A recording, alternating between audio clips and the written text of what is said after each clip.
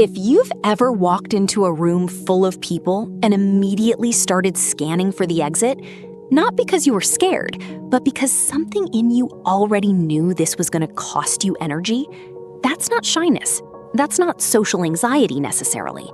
That's your personality quietly running its own software in the background.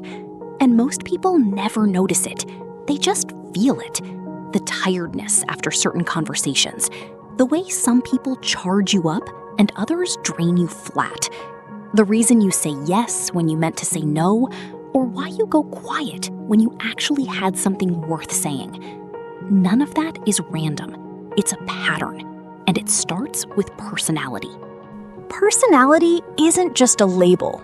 It's not a box you get sorted into and stay in forever. It's more like a filter, a lens that shapes how you read a room, how you respond to conflict, how close you let people get, and how much of yourself you show on any given day. Take something small, the way some people text. They draft the message 3 times before sending. They read it back. They worry whether the tone landed right. And if the reply doesn't come fast enough, they're already assuming something went wrong. That's not overthinking for the sake of it. That's a personality that runs high on sensitivity to other people's reactions, one that learned early on that social connections required careful management. The overthinking isn't a flaw.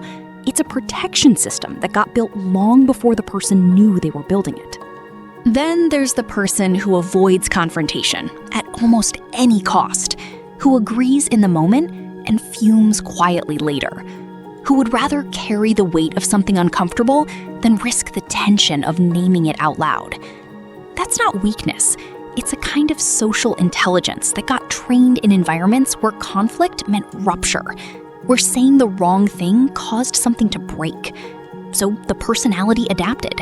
It learned that keeping the peace was safer than being honest. And now that pattern shows up in friendships, at work, in relationships, quietly shaping every social dynamic without a word being said about it. And here's where it gets interesting.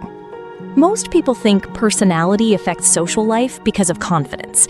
Like, some people are just naturally better with people, and others aren't. But that's not really what's happening. It's not about confidence. It's about control. Every personality style is, at its core, a strategy for staying emotionally safe around other people. The person who dominates every conversation isn't just extroverted. They're often someone who feels deeply uncomfortable with silence, with uncertainty, with not knowing where they stand. Talking fills that gap. It's control through volume. The person who observes from the edges of every group, who takes weeks to open up, who always seems slightly elsewhere, even when they're physically present. They're not cold. They're someone who decided early that being fully visible carried too much risk. Holding back is control through distance. Different personalities, same underlying logic. Keep yourself safe. Manage the exposure. Stay in the range of what feels survivable. What makes this worth understanding is what it does to identity over time. Because when a personality pattern runs long enough, it stops feeling like a strategy and starts feeling like a truth. The person who always puts others first eventually believes they don't have needs. The one who stays quiet in groups starts to believe they have nothing worth saying. The one who keeps people at arm's length starts to believe they're just not built for closeness. None of that is true. It's all learned. It's all a pattern that formed in response to something. A family dynamic, a friendship that burned, a moment where being yourself didn't go the way it was supposed to. The personality adapted, and the story it built around that adaptation became the identity. That's how personality shapes social life. Not just in the obvious ways, whether you're loud or quiet, outgoing or reserved, but in the invisible ways.